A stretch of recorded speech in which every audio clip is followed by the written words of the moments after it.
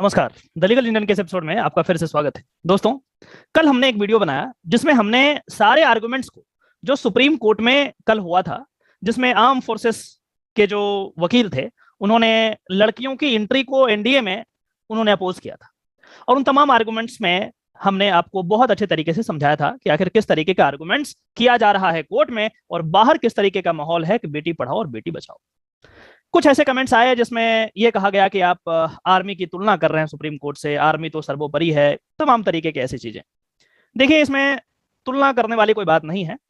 एक डेमोक्रेसी में जो भी कोर्ट का आदेश होता है वो हर एक एग्जीक्यूटिव को, not only executive but any other wing, सारे व्यक्ति को, सारे संस्थान को मानना होता है। और इस पार्टिकुलर केस में सुप्रीम कोर्ट ने कई बार इंडियन आर्म फोर्सेस को पहले बता दिया था कि आप ऐसा नहीं करो, नहीं करो, नहीं करो। लेकिन इसके बावजूद भी जब कोई डेवलपमेंट आगे नहीं हो रहा था, तब जाकर के सुप्रीम कोर्ट ने बहुत ही सख्त तेवर अपनाया। डेमोक्रेसी में दूसरा ऑप्शन नहीं होता।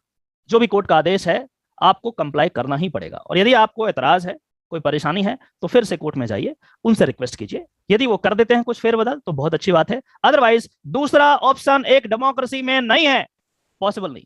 खैर छोड़िए, आज हम दूसरे टॉपिक पे बात करेंगे, और आज का टॉपिक है टू फिंगर टेस्ट, और ये भी आर्मी से ही रिलेटेड।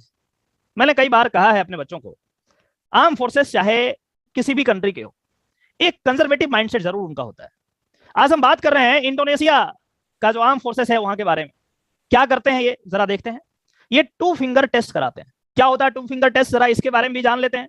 टू फिंगर टेस्ट एक टेस्ट हो जाता है जिससे यदि महिलाएं आर्मी में एंट्री लेना चाहती हैं तो पहले वो टू फिंगर को उनके प्राइवेट पार्ट में इंसर्ट करके ये चेक करेगी आर्मी कि क्या इस लड़की का कभी पहले सेक्सुअल इंटरकोर्स हुआ है या नहीं हुआ है।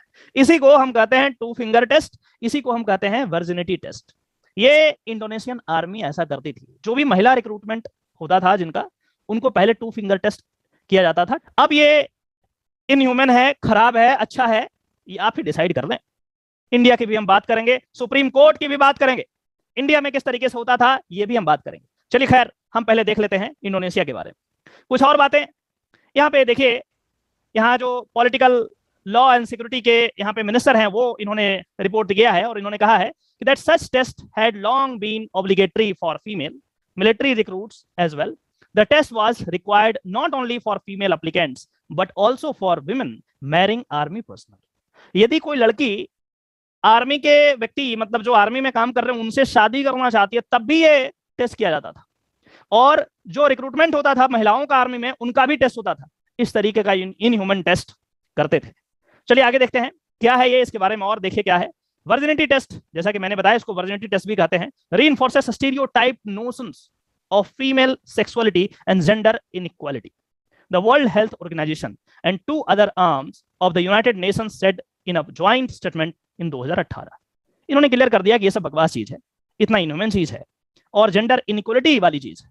आप क्यों कर रहे हो? हम जब प्रोग्रेसिव वे में आगे बढ़ रहे हैं तो ये इस तरीके की चीजें तो ठीक नहीं है। और फिर कहा गया कि the examination can be painful, humiliating and traumatic. आप कल्पना कीजिए कि जिसके ऊपर ये बीतता होगा कि उनको टू फिंगर टेस्ट से गुजरना पड़ता होगा, पेनफुल होता होगा, ह्यूमिलिएटिंग भी है, ट्रॉमेटिक तो होगा ही, साइकोलॉजिकल बहुत ज्यादा प्रेशर पड़ता होगा, हमेशा ये बात याद रहता होगा किस तरीके से डॉक्टर इंसर्शन किया, बहुत सारी चीजें हैं जो हॉन्ट करेगा आपको जिंदगी भर। इस तरीके की चीजें आर्मी में हो रही है। फिर कहता है given that these procedures are unnecessary and potentially harmful, it is unethical for doctors और other health providers to undertake them.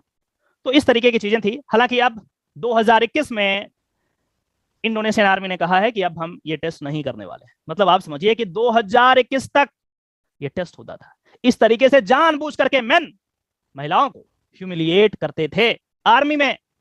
चलिए आगे बात करते हैं। क्वेश्चन उठ सकता है, क्या भारत में इस तरीके की चीजें हुई है या नहीं हुई है?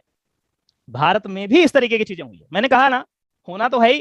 पूरे विश्व का लॉ उठा करके देख लें, मैन सेंटर्ड, मर्दों ने बनाया, महिलाओं को तो पीड़ित करेंगे, महिलाओं को तो परेशान करेंगे ही करेंगे। कई लॉज हैं, बहुत सारे टॉपिक्स में मैंने डील किया है। चलिए इंडिया में क्या सीन है उसको देखते हैं। इंडिया में आर्म फोर्सेस ने इसका यूज नहीं किया है। उसका कारण यह भी हो सकता है कि महिलाएं शुरुआत से आर्म फोर्सेस में नहीं जाती थी। रिसेंट डेवलपमेंट है, बाद में हम उनको भी इंट्रोड्यूस किया। हालांकि हम एक सिविलाइज्ड सोसाइटी है और आर्म फोर्सेस में इस तरीके की बातें नहीं, लेकिन पुलिस में यहां भी हुई है। ये 2013 का जजमेंट है माननीय सुप्रीम कोर्ट ऑफ इंडिया का, जिसमें 2 फिंगर टेस्ट को इन्होंने अनकॉन्स्टिट्यूशनल डिक्लेयर कर दिया और कहा कि इसकी जरूरत नहीं है, ये बिल्कुल अनसाइंटिफिक है और एग्जीक्यूटिव को, लेजिस्लेचर को, जो लॉ बनाते हैं उनको ध्यान रखना चाहिए। सब बात मैंने कई बार आपसे कहा है, जुडिशरी हमेशा एक लॉजिकल वे में काम करती है और ये चीज हम 2013 में 11 में फाइल हुआ 2013 के आसपास, और उससे पहले भी हाई कोर्ट के कई डिसीजन हैं जिसमें हमने इसको रिजेक्ट कर दिया, बोला ना नहीं अलाउ करेंगे, कुछ भी करो। गवर्नमेंट वहां भी अपोज किया। आश्चर्य की बात तो यह है, गवर्नमेंट ने कहा कि हम कैसे पता करेंगे कि क्या हुआ, कैसे पता करेंगे इस औरत के साथ ये घटनाएं हुई या नहीं हुई। तो कहा नथिंग डूइंग, आप कोई साइंटिफिक टेम्परामेंट वाली चीज को इजाद करें, कोई साइंटिफिक चीजों का आविष्कार करें। मेडिकल साइंस तो बहुत आगे बढ़ गया, अभी भी आप 2 फिंगर इंसर्ट करके टेस्ट करोगे।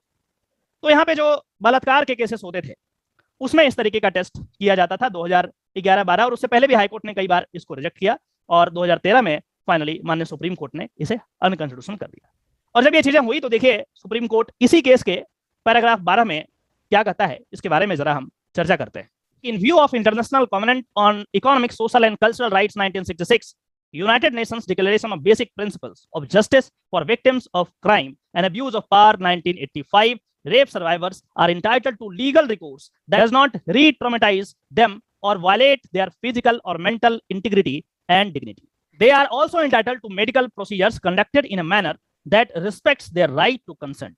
Medical procedures should not be carried out in a manner that constitute cruel, inhuman, or degrading treatment, and health should be the paramount consideration while dealing with gender-based violence.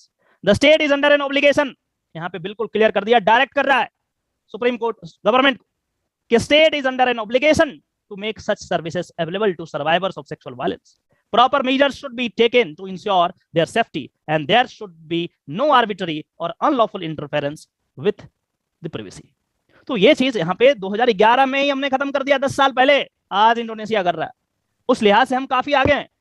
मैंने कई बार कहा है कि भारतीय court दुनिया की कुछ बेहतरीन स्ट्रॉन्गेस्ट कोर्टों में से एक है। और तो और हमारे पड़ोसी मुल्क पाकिस्तान, वहां भी इस तरीके की प्रैक्टिस होती है। पूरे वर्ल्ड में हो रहा है भाई, पूरे वर्ल्ड में इस तरीके के लॉज बने हैं जहां पे महिलाओं को हमने सप्रेस करने का प्रयास किया। कोई नई बात नहीं है। कल जो हमने वीडियो बनाया जिसमें हमने बात करी कि आर्मी किस तरीके का आर्गुमेंट दे रहा है, किस तरीके का बकवास कर रहा है कोर्ट में कि हम एनडीए में एंट्री नहीं देंगे लड़कियों को, बड़ा आश्चर्य हुआ। और देश जानना चाहता है कि किस तरीके का आर्गुमेंट वो कोर्ट में करते हैं। जरूरी है, उनको जानना चाहिए। ये जो जजमेंट हमने आपको बताए, उसी जजमेंट को बेस बना करके, उसी जजमेंट पे रिलाई करके लाहौर हाईकोर्ट ने इसी जजमेंट को बेस बना करके वहां भी 2 फिंगर टेस्ट को अनकॉन्स्टिट्यूशनल डिक्लेयर कर दिया। कई बार आप सोचते होंगे कि हमारे जजमेंट को क्या दूसरे कंट्री में भी कोर्ट किया जा सकता है? बहुत बार किया जाता है, क्योंकि ये जो जस्टिस है वो किसी बाउंड्री से बंधा नहीं होता। इररिस्पेक्टिव ऑफ द बाउंड्री, आप किसी भी कंट्री में जो चीज अच्छी हो रही है, कई सारे ऐसे एग्जाम्पल हैं, वो हम यूज करते हैं, हम भी यूज करते हैं। हमारे जजमेंट जो अच्छे होते हैं उसको भी पूरे वर्ल्ड में बहुत सारे कंट्री, वहां के माननीय कोर्ट्स यूज करते हैं। चलिए फिर से मिलते हैं किसी और टॉपिक में, तब तक के लिए नमस्कार, जय हिंद।